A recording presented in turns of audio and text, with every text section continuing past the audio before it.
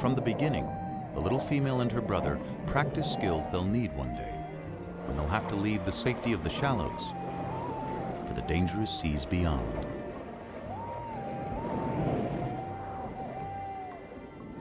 If she survives the perils to come, she'll return here one day and have young of her own. Already, she finds competition for food. There's the Hesperornis, a bird that can't fly and has a beak full of sharp teeth.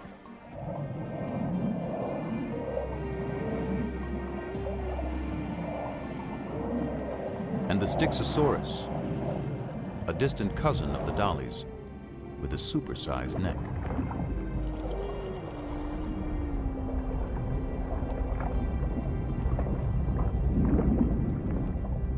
An adult can reach 35 feet in length.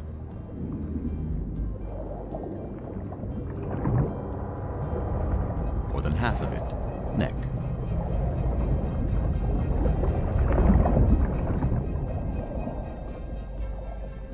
Its shape makes it a slower swimmer, but it's great for catching fish.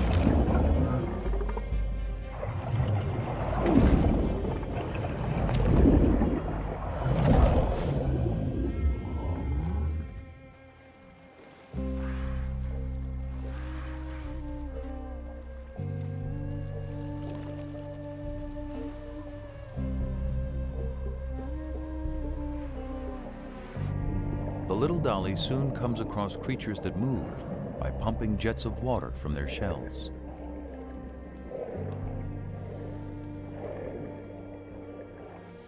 They're called ammonites, and they thrive in the ancient sea.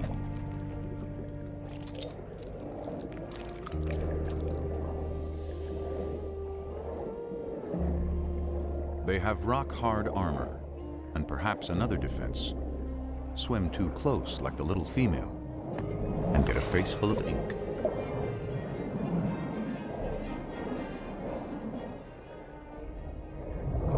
But that doesn't stop a young platycarpus when it wants a snack. Ammonites were once abundant, and their fossils have been uncovered often, even by a road crew in Texas.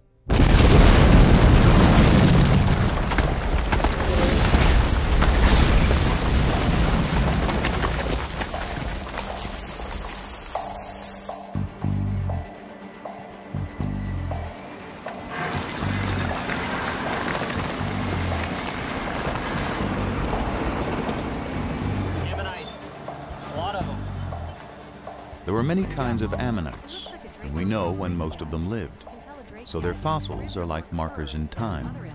Identify an ammonite, and you can date other less common fossils nearby. That helps place dollies in the long history of marine reptiles. It began some 250 million years ago in the Triassic period, with land reptiles that moved into the sea. They developed webbed feet, then flippers. Some had elaborate armor.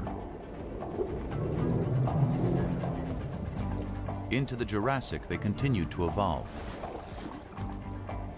To see at great depths, some had eyes the size of dinner plates. Top predators grew immense and powerful, reaching their peak in the late Cretaceous, near the end of the dinosaur age. The very time when the dolichoryncops lived.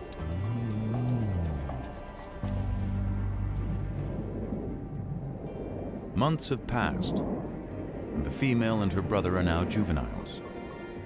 But they're still in the safety of the shallows and unaware of the huge predators in the sea beyond.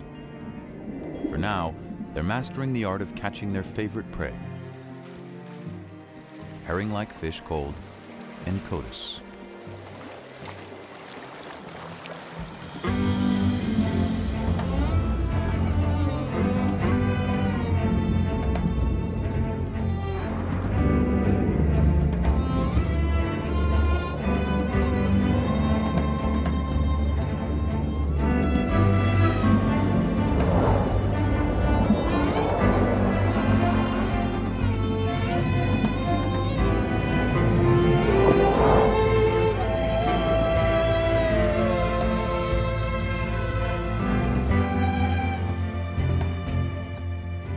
one day, everything changes for the dollies. Perhaps it's a change of seasons that causes the Encotis to head out to sea on a migration. The dollies must follow their main source of food. And that means the young female and her brother must now set out on the journey of their lives, trailing their mother from the shallows out into the western interior sea. It's about the size of the Mediterranean and only a few 100 feet deep. But somewhere ahead are enormous predators.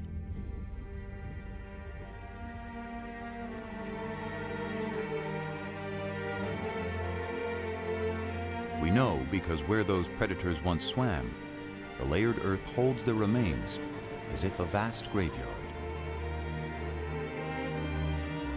Exposed to wind and rain, it gradually reveals what's within.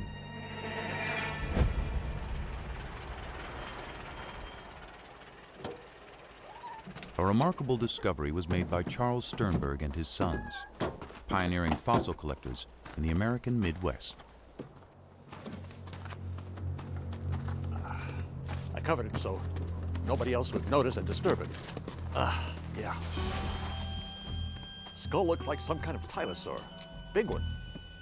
Levi, you look over there, about where the It was a tail creature might like this the dollies might encounter in be. deeper waters. Like limbs. Waters filled with dangers.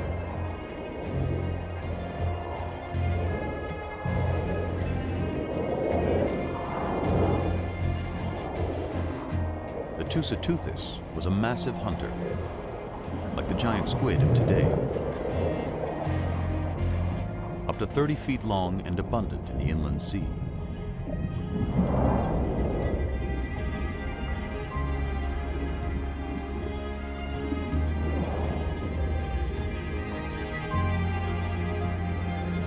It was too big to be attacked by the Platycarpus,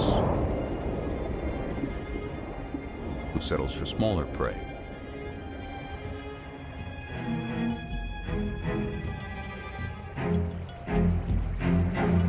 Platycarpus itself was fierce, but not in the same league as its larger relative. The creature